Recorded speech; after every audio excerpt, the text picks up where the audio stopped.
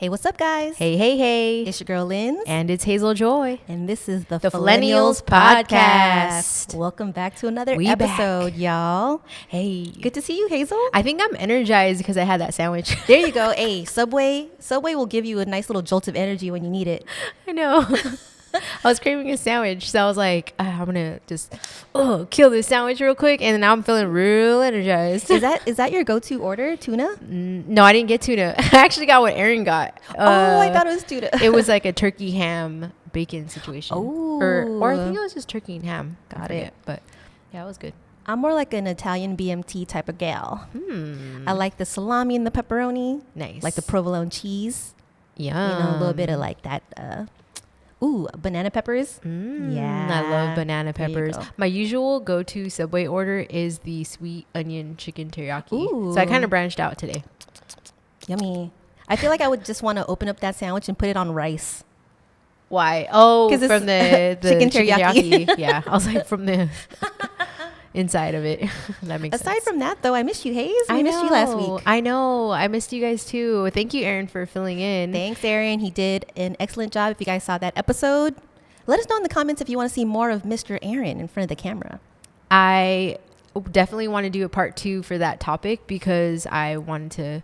I was bummed about not being able to talk about that because Risa Tisa was like such a interesting situation. Risa Tisa had us in a chokehold. She really was did. That like a month ago? Oh my phone usage went up percentage like 20% up this week.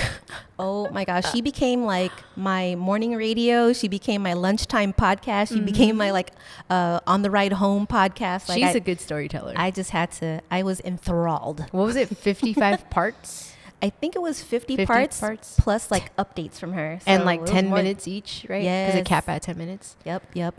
Oh People are like, damn, it was like, I don't know, 8 hours of audio altogether. Like, it didn't feel like it. Dude, that is 8 hours altogether? I think somebody calculated it. Oh. Yeah. Okay. Well, good for you, Risa. I hope you get that trip. Is she getting that trip? She's getting that trip. Oh, wow. And that car, the BMW? We don't know about the car yet. Yeah, I think it's a BMW. Oh, I did see that BMW had posted on their TikTok about like insinuating something like, Risa Tisa, we heard you, or something. If anything, that's good PR on BMW. So I think that would be a good investment for them. It's true. Good marketing. Do you think, is that kind of, would you say, record breaking for Risa Tisa to do with such a prominent like series of hers to just kind of break the internet? She really did break the internet and it's so funny because I was talking to Aaron during the episode, the psychologist that that I was quoting most of the time. He said that he's like, in his words, he's like, I'm an old person. So from this to go from TikTok to regular TV, like what I consume my media through, that says a lot. It says that this story is the most viral story. She killed it with that storytelling for sure. So for all of her stress and grief that she went through, I'm glad that she's seeing some kind of, reward for her patience and her, just stick-to-itiveness. And then Legion, it was hilarious how even after like the whole thing came out, he was saying he was doing stuff with Netflix, but it was all fake photos and stuff. Yeah, it's ripped photos and videos and oh my god. Yeah, it was this dude is crazy. Like, I don't want to use the word crazy, like, I don't know. Psychotic. It's psychotic. Yeah. I mean, where's the proof of funds, Legion? I feel like I can't just call him crazy because I feel like people throw that word around and it's like he's like legitimately there's something going on with him. So if you guys had followed the series, when Risa Tisa talked to his brother, he said that he was on prescription medication when he was younger and he stopped taking them. So he literally is clinically diagnosed as bipolar and having this trouble. It really tripped me out when the story developed that it turned out he had a twin brother. He sure did. Who actually lived the lifestyle he kept claiming to have, right? That's VP true. and like five bedroom house. Sheesh. The nice cars, nice suits. The assistants. That story needs to be a movie or a show. That's true. She probably has a show coming, doesn't she? Well, she did get signed to a talent agency. Someone is speculating that she might have a book written about her story. I would read TV. it. Oh, yeah, I would totally support. I would for surely support, because I know you and I we're like podcast fans of like good storytelling, especially if it's like true crime. Yes. Or just like true life. Yes. Stuff that happens to regular people. Remember I told you, because you're the one that told me about Risa Tisa, and I immediately thought of that other podcast, Something Was Wrong. Something Was Wrong. I was like, oh, she'd be a good guest on that show. I used to listen to that show all the time. Right. Something Was Wrong. Another show called The Opportunist. I felt like this could be a subject on that podcast. Sadly enough, The Opportunist, if you guys ever listen to that podcast, it's no longer airing. Like, they stopped it because I think the network got sold. Oh. And so the hosts went on Instagram to give the sad news to all the fans that The Opportunist will no longer be producing any more shows. Oh, well, I've never even heard that show. It's a podcast? It's a podcast, and I encourage anyone that likes the stuff that we're talking like about. True crime. Yeah, listen to The Opportunist. Even though it's only going to be old episodes from now going forward, it's definitely worth the listen for sure. Speaking of crime, have you heard of the new documentary that came out called Quiet on the Set? Girl, I watched it. I did too. I binged it. I did too. It's so disturbing. It's almost as disturbing as that R. Kelly documentary, the surviving R. Kelly. Surviving R. Kelly, I didn't was hard to watch everything because it was, I knew it was going to be hard to watch. That was too, though, the Quiet on the Set. And it was basically about the trauma that the child actors went through, specifically the Nickelodeon stars. Yes. And that was kind of I feel like more like a little bit younger than my time when I was watching that, because it was already moving on to no actually I take that back. No, All That, it goes back to like All That. Yeah, I definitely watched All That though. Yes, I watched like the first couple of seasons of All That, so a lot of the stars and the shows that they were referencing happened after I was like a heavy Nickelodeon watcher, because I was like getting older and I just didn't like iCarly and Victorious. Yeah, see, that I didn't watch too much of. Yeah, me neither. Yeah. But yeah, to hear the stories of these kids that felt like abused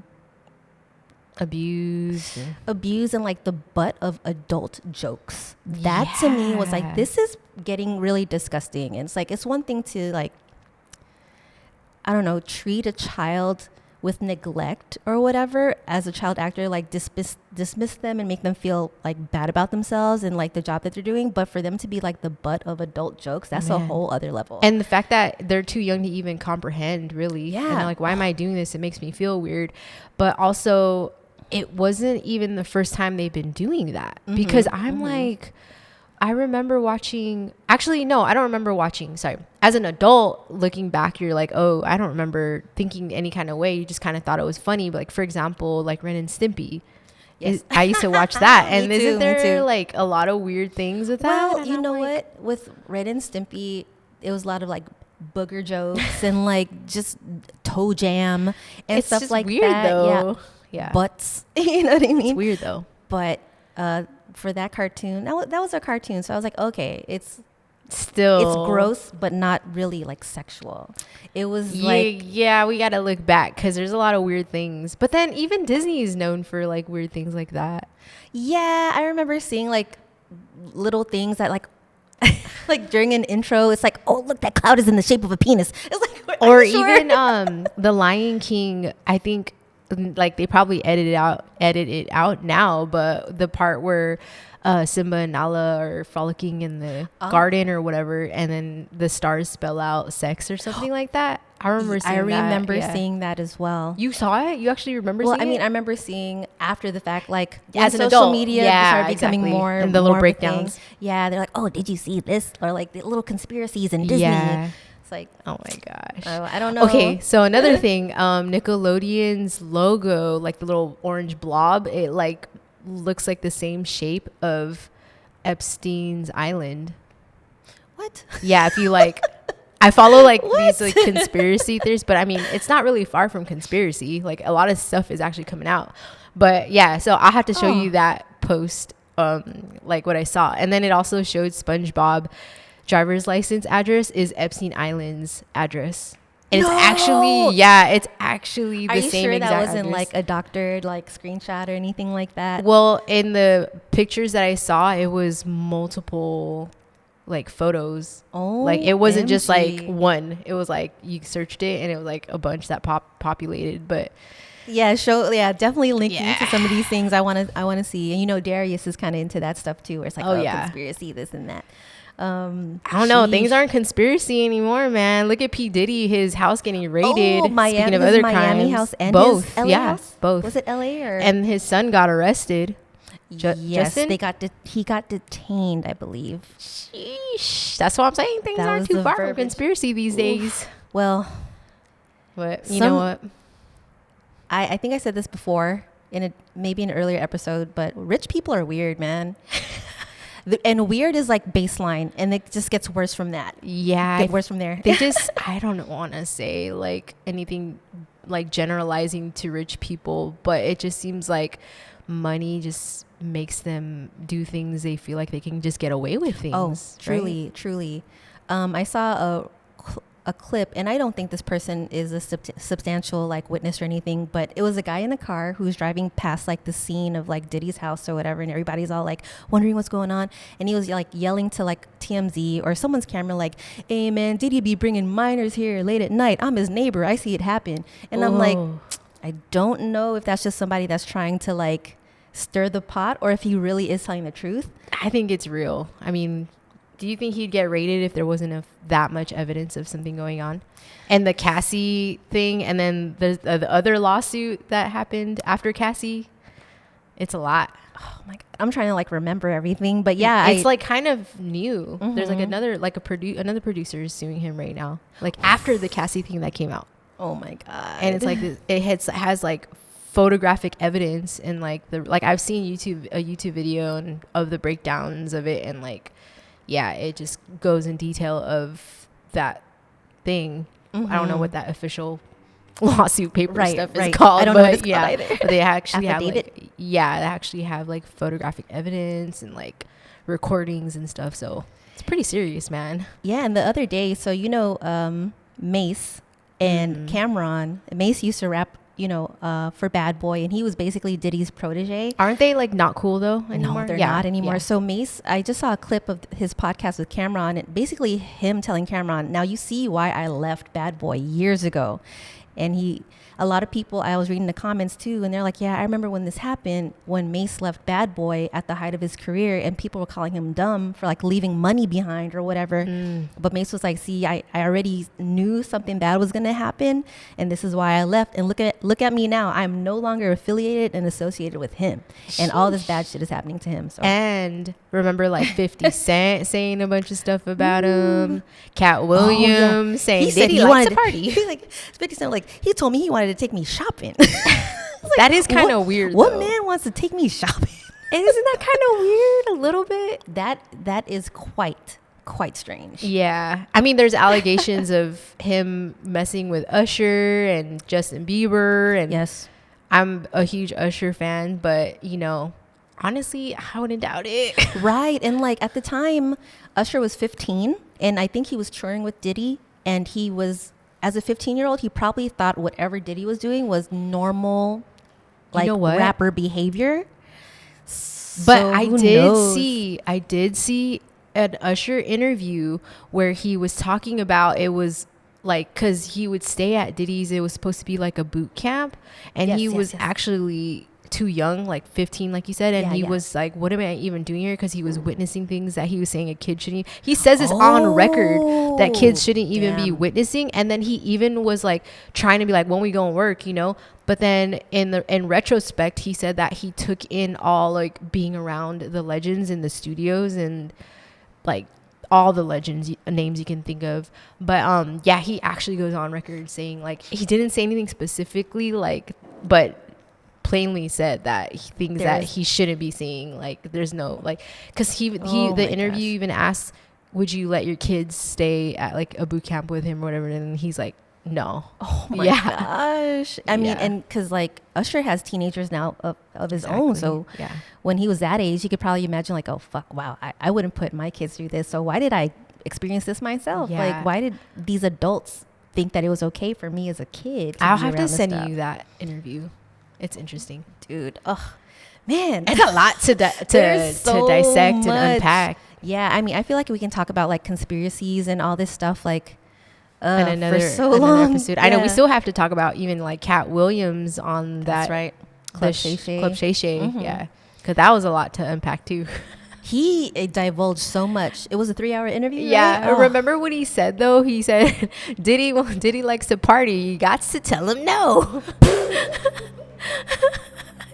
Oh wait, you didn't see it. No, I didn't see the whole But thing. you can imagine his voice. Oh saying yeah, that. of course. You got to tell him no. Yeah. We definitely have to like make some time and schedule like a show around stuff like this. Because and then it was funny is I love comments of posts because a lot of the P Diddy stuff you see the GIF, is it GIF or GIF? I say GIF. GIFs of like Cat Williams drinking his like tea or something like. You know, oh my god! Because he mentions Diddy on there. It's so funny. Wow, yeah, dude. I mean, it's a lot. It is a lot, and sometimes you just never expect certain people to be accused of such like heinous things. Yeah. And when they do get like rated or whatnot, it's like, wow, like I listen to all of your songs. I know. By the way, The Woody Show. I love The Woody Show. So Woody, it's an FM radio show, The Woody Show, and the lead host, Woody, was like, if Diddy actually gets arrested and like thrown in jail for any bad stuff that they're accusing him of, the one thing I'm happy to know is that we'll never have to hear "I'll Be Missing You" ever again on the radio. And he played the song. I'm like, dude, I hate that song. You do? I do. I don't think it was that bad of a song. Yeah, because I mean, they... like when Aaliyah passed, right? Like that was Biggie, kind of the... when Biggie. Mm-hmm. Yeah. I'm like, please, never. I don't think it's that again. bad. I thought that was one of the better songs. Oh, I don't know. It's just corny, and it just makes me believe. I've always believed this. I always believed that Diddy milked Biggie for everything he's got, as far as like making songs about his death and releasing unreleased music of his, and then remixing these songs when after Biggie died to make more money. He made more albums with his stuff. So I'm like, dude, Diddy, one thing he is a businessman, and what does a businessman want? Money. You know what? Also, there are a lot of conspiracy theories of his connection to like Tupac's death too, and Biggie's, right? Biggie's too. Yes. Tupac's and Biggie. I hear that all the time. There's a I don't lot really of speculation. Look too much into those conspiracy theories, but I've definitely heard those. Ugh, we got to do an episode just on conspiracy theories. Oh, I can go all day. That'll probably be like a 3-hour episode. I'm down. Or we can make like bonus content where it's like we have like a mini episode like maybe every week. Ooh. Covering like specific conspiracies. I like that idea because you know I'm all about that. Yeah, or maybe like do it like an Instagram live. Who knows? We'll play around with the idea. Yeah. Let us know what you want. Yeah, let us know what you want, what you need, what you want. What you want, what you want. Give it to me, Hazel, like want. Okay, let's lighten the mood a little bit. Yes, let's. So Hazel, it is the month of March. Yes. And we cannot let the month of March end without us doing a topic on International Women, because it's International Women's Month. Absolutely. So being that we are the Fillennials, we're Filipino American and millennials, I thought that it would be only right for us to cover a couple of historical Filipinas and one big millennial woman that has kind of influenced us growing up. Yeah, definitely. Okay, so you want me to start? Yeah, let's go. So we have a couple women we would like to give a special shout out to. And the first one will be Teresita Reyes. She was born in May 11, 1917. Oh, they don't know when she passed, but it just says to 1998. Oh. So she is popular. Okay, well, first of all, have you heard of the condiment company called Mamacita? Oh my gosh. It's in my house. It's in my drawer right now. Yes, I'm sure many of you have heard of it. If you cook, mostly a lot. But so this popular condiment company called Mamacita, they make key ingredients found in Filipino dishes such as sinigang and caldereta. And so the face behind this brand is Teresita Mamacita Reyes, also known as the mother of Filipino cooking. I love that. So she was born in Manila, and she is known for her cooking, her phenomenal cooking and family restaurant called Aristocrat. And she traveled around the world, and she learned from different vendors, farmers, and cooks, as well as places like Chicago and Havana. She introduced flavors from the Philippine Islands to the rest of the globe. Reyes also spent loads of time in the kitchen to enhance her skills. Her passion for authentic Filipino food spawned the Mamacita's Holding Company, selling recipes, vinegars, and sauce mixes around the world. Mamacita's reaches people of the Filipino diaspora. Did I say that right? Diaspora? I think it's diaspora. Diaspora everywhere. So helping popularize and preserve heirloom recipes of traditional Filipino food. It's no doubt that Mamacita is an influential figure in the Philippine culinary heritage movement. Yay! I love that. I definitely have the sinigang sampalok, which I think is the shrimp flavored sinigang powder in my drawer right now in my kitchen. Nice. Have you heard of people putting that on like ramen noodles? Or is that weird? I think I've seen somebody just like put it in hot water. I think you showed me that. Yeah, like somebody just wanted a video or something like that. I thought that was kind of weird though, but whatever works for you. I would try it on ramen noodles. Yeah. Interesting. See how that goes. Do it and then let me know. Post it on Instagram. Yeah, I might record it on the Fillennials. Oh, we'll do. How it works. We'll do. All right. For the second historical Filipina. By the way, I would like to cite this website for doing such a great job at writing about Filipino women. The website is called coldteacollective.com, and the writer is Leilani Alindogan. So thank you, sis, for writing about these women. It was actually a list of 10, so we're just picking 2 out of the wonderful 10. So the next Filipina is Francisca Tirona Benitez. She was born June 4th, 1886, and she died November 7th, 1974. They say one teacher can change a student's life. Francisca Tirona Benitez was an educator that helped change an entire nation. As the daughter of school teachers from Imus, Cavite, Benitez also became an educator. By the way, my parents are from Cavite, so I kind of like pulled her because I saw that she was from like the town that we're from. Nice. She was also a humanitarian and civic leader who dreamed of establishing a school exclusively for girls. Benitez recognized the need to provide safer boarding houses for female students. In 1919, Benitez co-founded the Philippine Women's College, which would later become the Philippine Women's University, or PWU. The first university for women in Asia, established by Asian women, Benitez becomes its president in 1920. Yet, Benitez's contributions to Filipino women does not stop there. In 1913, Benitez helped organize the Asociación de Damas Filipinas, an orphanage and sanctuary for children and homeless women that promoted the importance of women in the country's development. She supported war prisoners during the Japanese occupation by establishing the Volunteer Social Aid Committee. Benitez became director of the Women's Bureau and further united Filipino women's organizations in preparation for the disasters of war. Wow. Shout out to her. Dang. So many notable women that just really have changed history. Yeah, and definitely. Things that we didn't know about. So it's really cool that this writer was able to break down some notable women. For sure. I mean, like the first women's university in Philippines and Asia, like that's huge. But yeah, let's go ahead and fast forward it to our generation, our millennial generation. So one woman that Hazel and I both look up to, love, and just like her music was kind of the soundtrack to our teenage years. Oh, absolutely. Let the people know who we're going to talk about next. We are talking about Missy Elliott. Missy Elliott. So the one and only Missy Elliott, she is amazing. Off the top of your head, do you have any favorite songs for hers? Yes. One song that will forever, ever be a favorite, number one, mostly because it was the first song I remember her like being like, oh, this is Missy, and it just stuck with me, and I feel like it's a classic, is Get Your Freak On. Yes. That's just number one. Like, you can't beat that. And then when you said it was kind of like when we were teens and tweens and stuff, and it's like always you know, you just think of school dances and, you know, that song. Yes, pep rallies. Get your freak on. And it's Get your freak on. People doing the clown walk to that. And then also, because then you think of, you know, I don't know, do kids still do it? Freak dancing?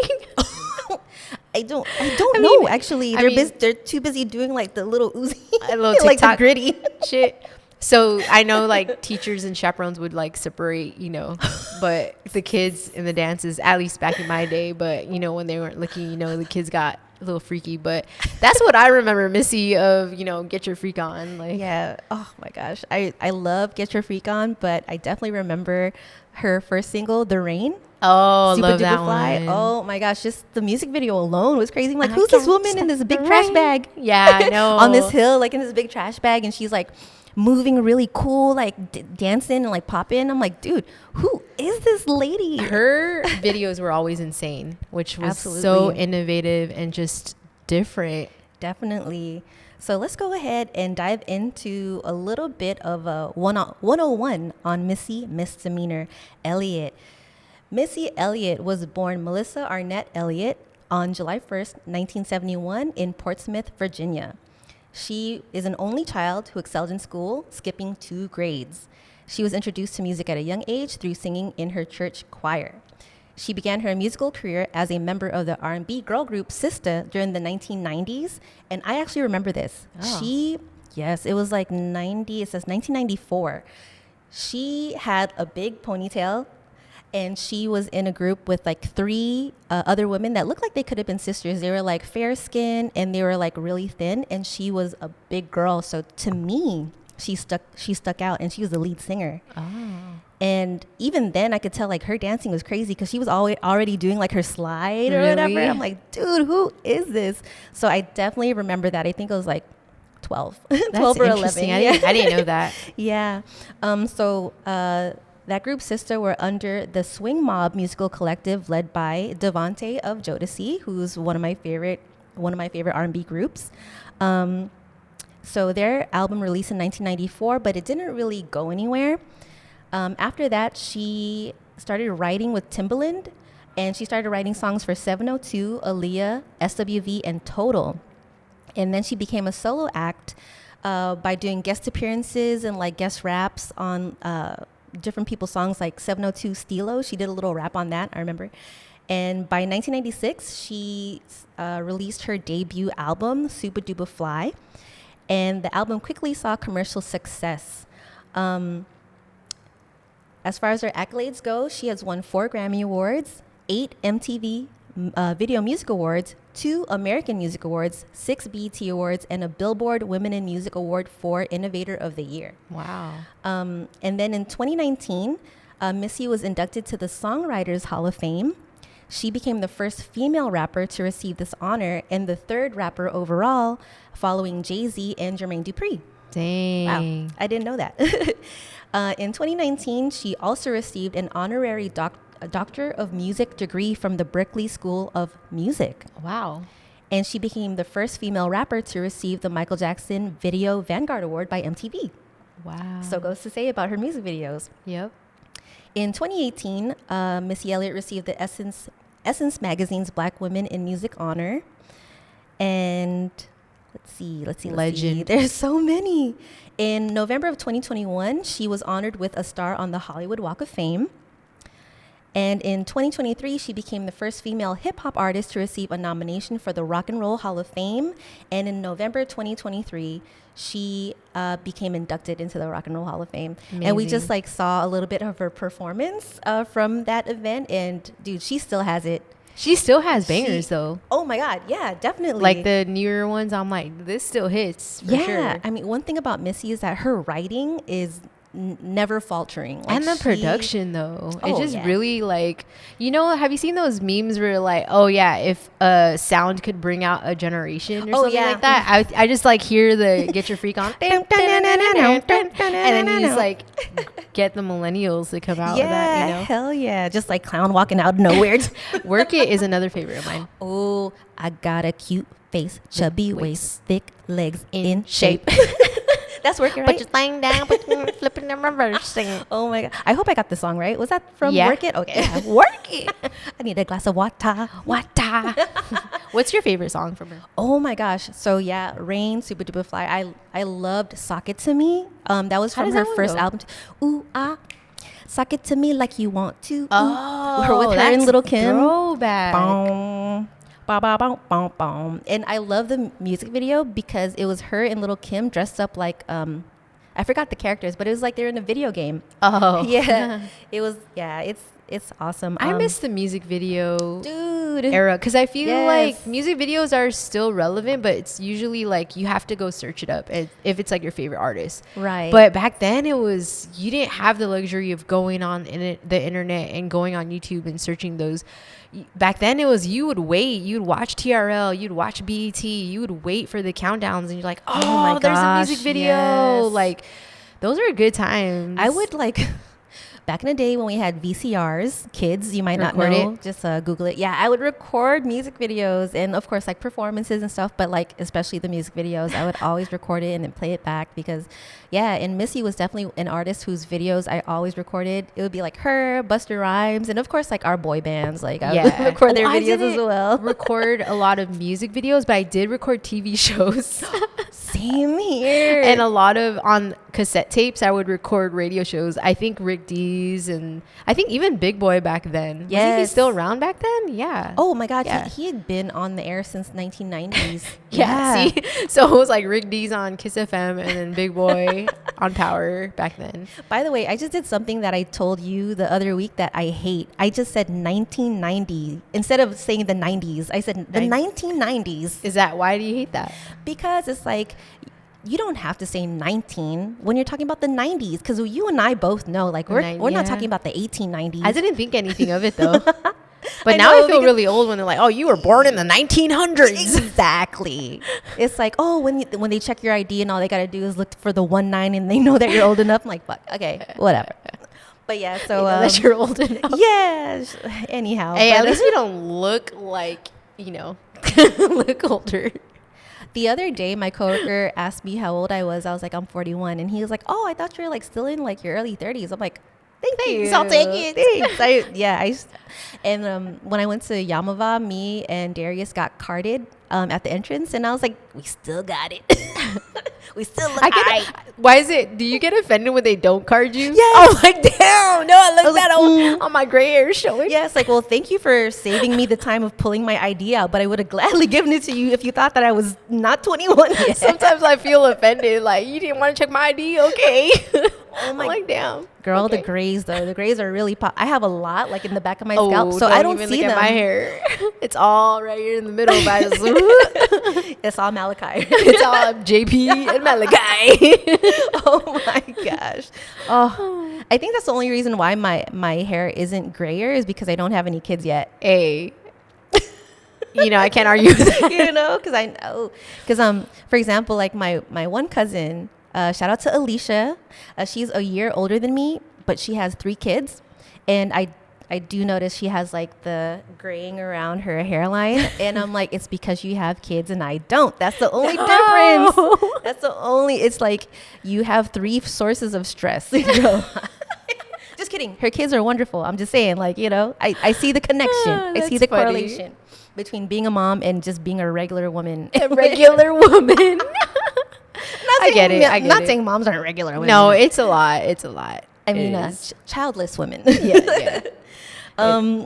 But yeah, to go back to talking about Missy and like we're talking about our like ailments and like getting older and stuff. Like she actually is battling kind of a silent disease called Graves' disease. Mm-hmm. A lot of people wondered why she kind of popped out of the limelight like For a decade while, ago. Yeah.